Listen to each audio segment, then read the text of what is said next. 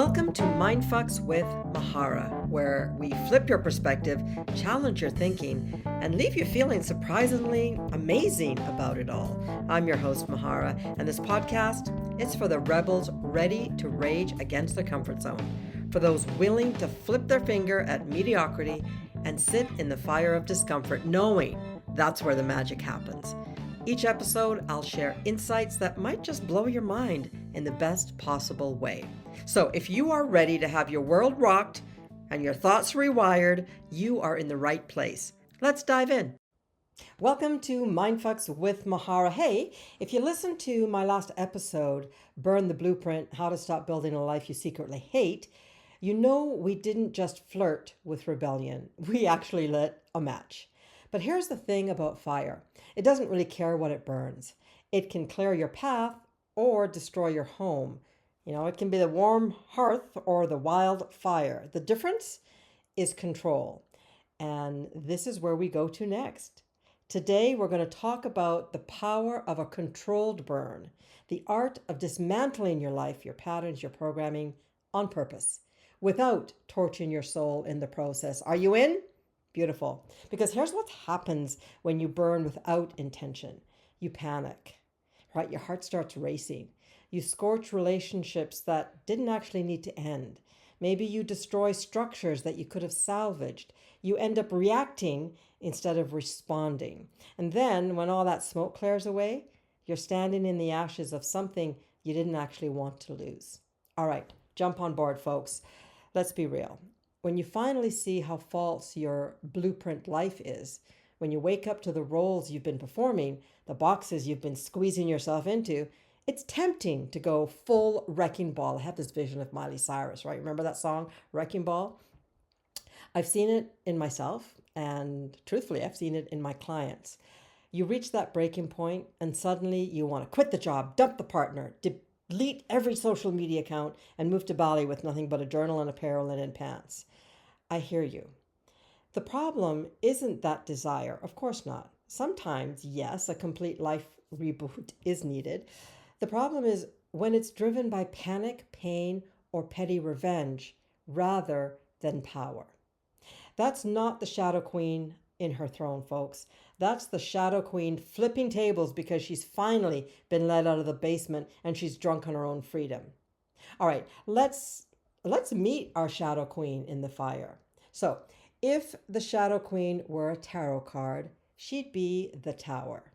That terrifying, lightning-struck spire where everything you thought was stable comes crashing down. Ego, death. Structures collapsing. Sudden, radical change. But here's the nuance that most people miss. In her mature form, she doesn't just destroy, she decides what gets destroyed. Do you notice the difference? It's nuanced, right? She's not a tantrum-throwing teenager setting fire to the curtains because she's really sick of being ignored. She's the sovereign ruler who surveys her empire first with ruthless love and says, well, this part of the kingdom no longer serves. This must fall, so something more true can rise in its place.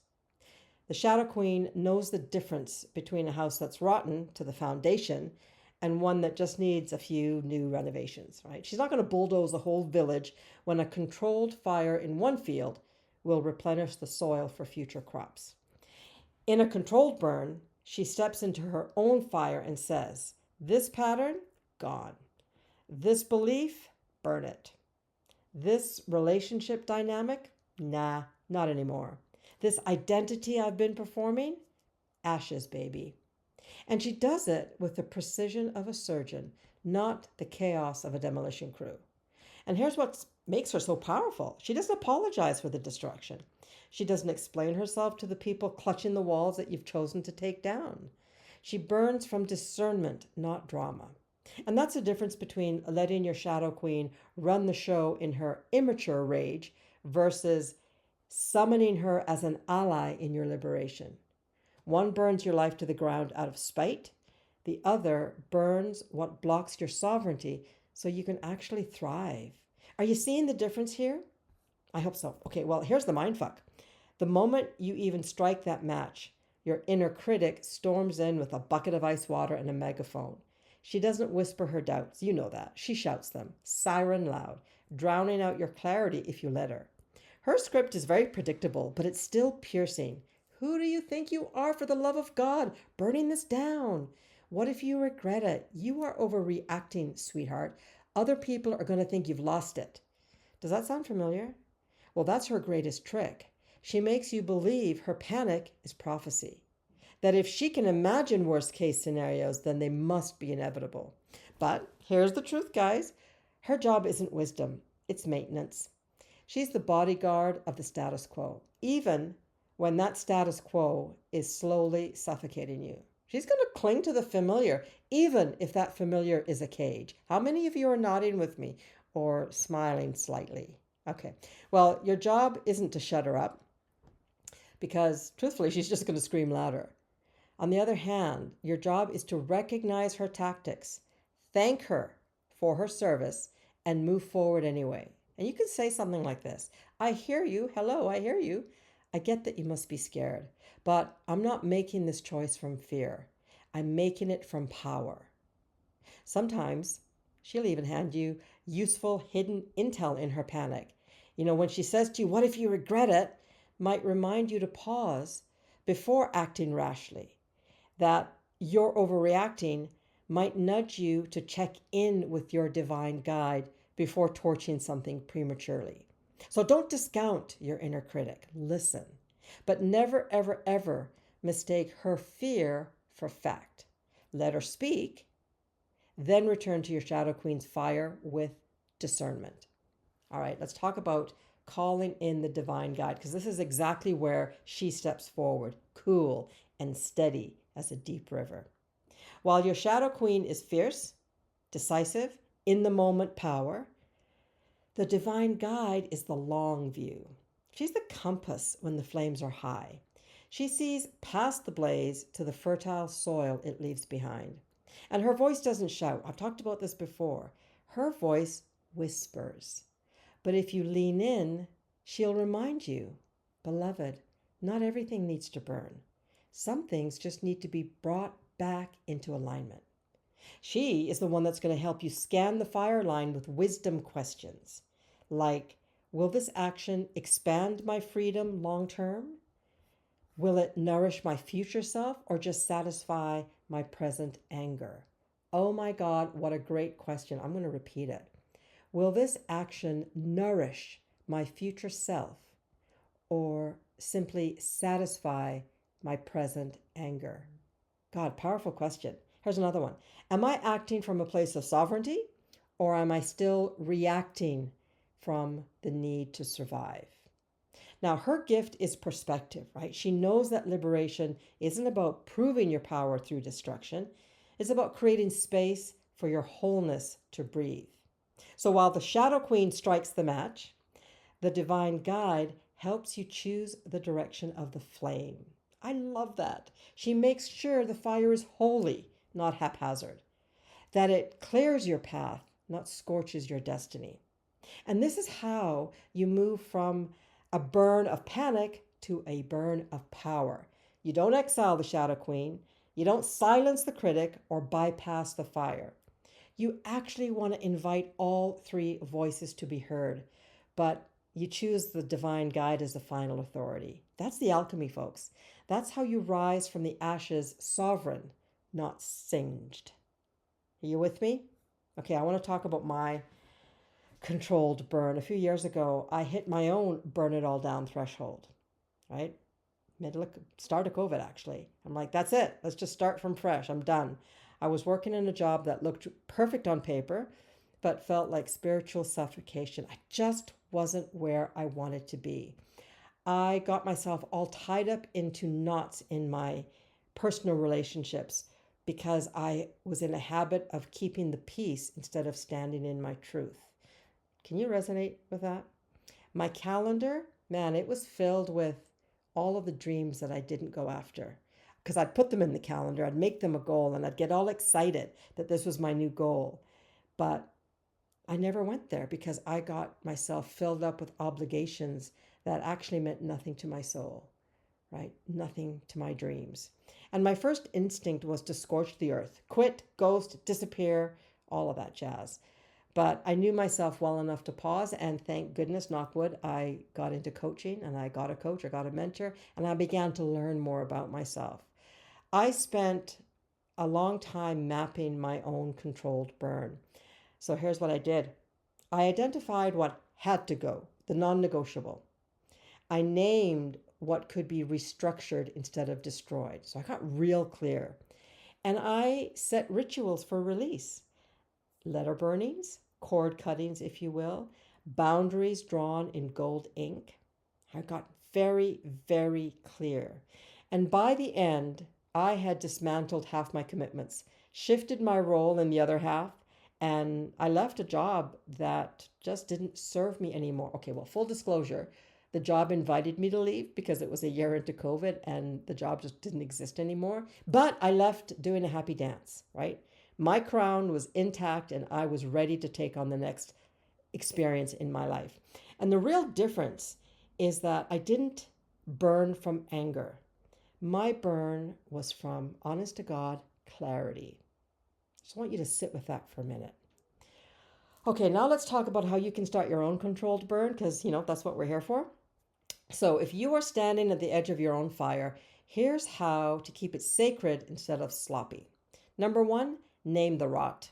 Write down the patterns, the roles, obligations, and all of the identities that are draining you. And then ask yourself, is this aligned? Or am I keeping it because I'm afraid of the fallout? It's really interesting. In some of my other coaching, we talk about this idea of change. And what I've learned is that clients aren't afraid of change itself. They're afraid of what it will or won't bring. So when you are designing your own controlled burn, you need to get real clear on this. Why am I keeping something if it's not aligned? What am I afraid of? Okay. Number two, separate renovation from demolition. So as I said earlier, not everything needs deconstruction, right? Some things can be upgraded, negotiated, or reframed. That, my friend, is power. Choosing with nuance. Number three, give your shadow queen a plan. She's your fire starter. Don't let her light up the wrong thing. Tell her exactly what gets burned and why. Number four, let your inner critic speak briefly. Yeah, you don't have to give her the mic. I say that all the time, but let her speak because she might raise some valid points about timing or support. Hear her and then decide if what she's offering is insight or just fear. And you do that by asking yourself great questions. Next, check in with your divine guide. Of course, we're going to check in with her. So you do that by getting quiet, get real still, and ask your highest self, does this serve my long-term freedom? If the answer is yes, light the match. If it's no, ask more questions. And lastly, you want to ritualize the burn. So write the belief on paper and then burn it in a safe space. You want to release the role in a spoken declaration. Mark the moment so your body really remembers it as liberation, not as loss. And here's why this works. Controlled burns work because you're not just reacting, you're reclaiming. Because you're not just walking away, you're actually walking toward.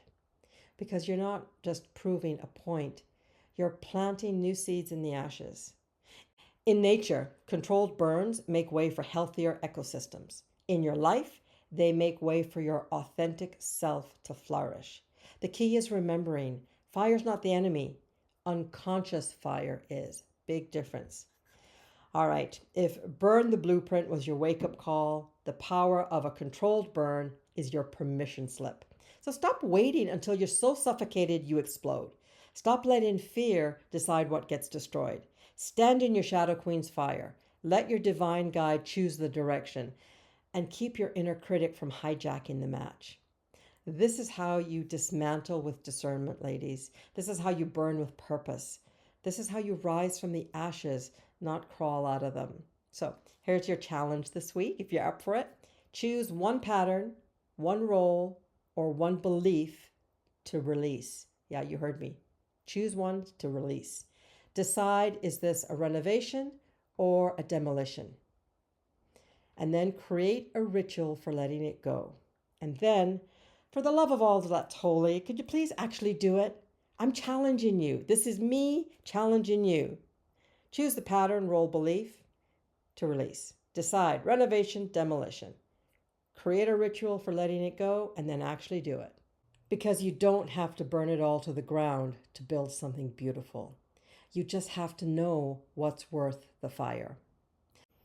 If you want to go deeper into activating your Shadow Queen without letting her run amok, join me inside the Trinity Transformation. This is my 3-week mini mastermind where we dismantle the false identities, silence the inner critic, and awaken the divine guidance that's been waiting for you to say now. Okay, the match is already in your hand. The question is, are you going to light it with panic or with power? This has been another episode of Mindfucks with Mahara. Thank you so much. Have an amazing week, and I will see you next time. Take care.